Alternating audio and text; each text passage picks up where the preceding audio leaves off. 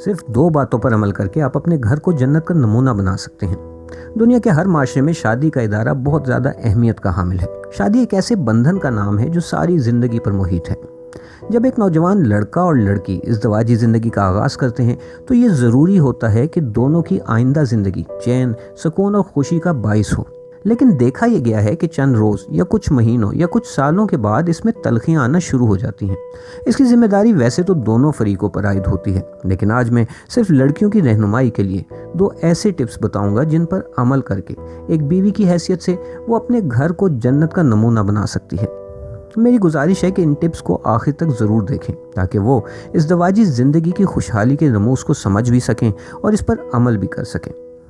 پہلا نقطہ، دنیا میں کون ہے جسے اپنی تعریف پسند نہیں، لیکن اگر آپ کسی کی تعریف نہ بھی کریں تو اس کا آپ کی زندگی پر کوئی اثر نہیں پڑتا۔ مگر یہ بات پلے سے باندھ لیں کہ اپنے شوہر کی تعریف کرنا آپ کے لیے کتنا فائدہ مند ہوگا۔ بعض عورتوں کی یہ عادت ہوتی ہے کہ شوہر کی ہر بات میں کیڑے نکالتی ہیں۔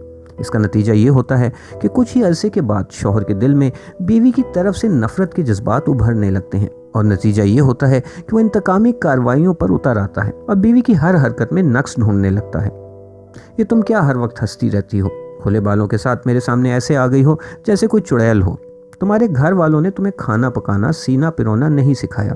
مجھے دفتر سے دیر ہو رہی ہے اور تم موبائل پر لگی ہوئی ہو۔ تم سے شادی کر کے تو میری زندگی تباہ ہو گئی۔ یہ اور اسی قسم کے جملے شادی شدہ زندگی میں زہر گھولتے رہتے ہیں۔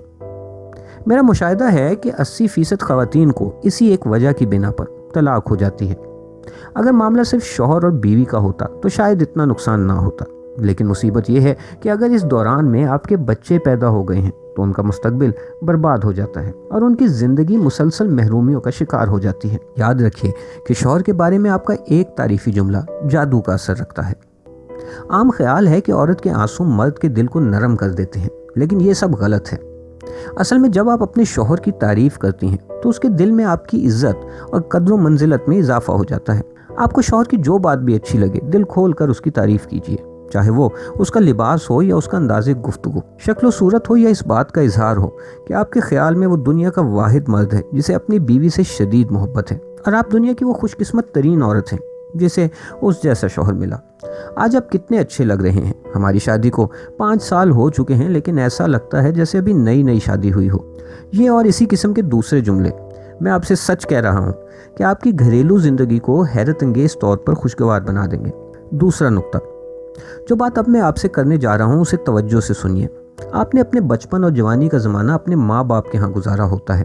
ظاہر ہے اس زمانے میں بہت سے ایسے واقعات بھی پیش آئے ہوں گے جن سے آپ کا مستقبل وابستہ تھا۔ مثلاً کئی ایسے رشتے بھی آئے ہوں گے جنہیں آپ دل و جان سے پسند کرتی ہوں گی۔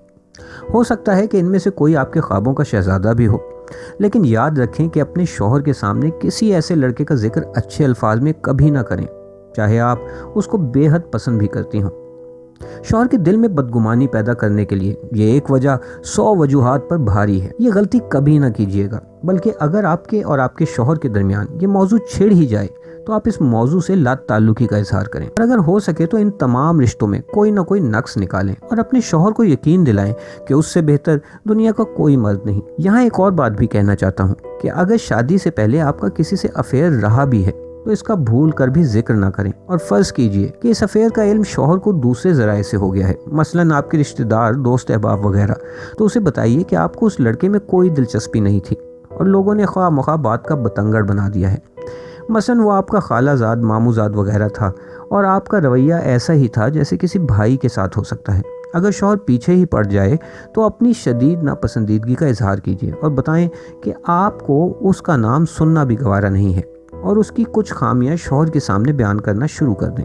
اگر آپ نے صرف ان 2 باتوں پر عمل کر لیا جو میں نے بیان کی ہیں تو میں آپ کو یقین دلاتا ہوں کہ آپ اپنے گھر کو اپنے اور اپنے بچوں کے لیے ایسی جنت بنا لیں گی کہ دوسرے اسے رشک کی نظر سے دیکھیں گے اور تمنا کریں گے کہ کاش ان کا گھر بھی ان خوشیوں سے بھر جائے جو آپ کو حاصل ہیں۔ اگر آپ کو ویڈیو پسند آئی ہو تو ویڈیو کو لائک کریں اور ایسی ہی مزید ویڈیوز دیکھنے کے لیے ہمارا چینل سبسکرائب کریں۔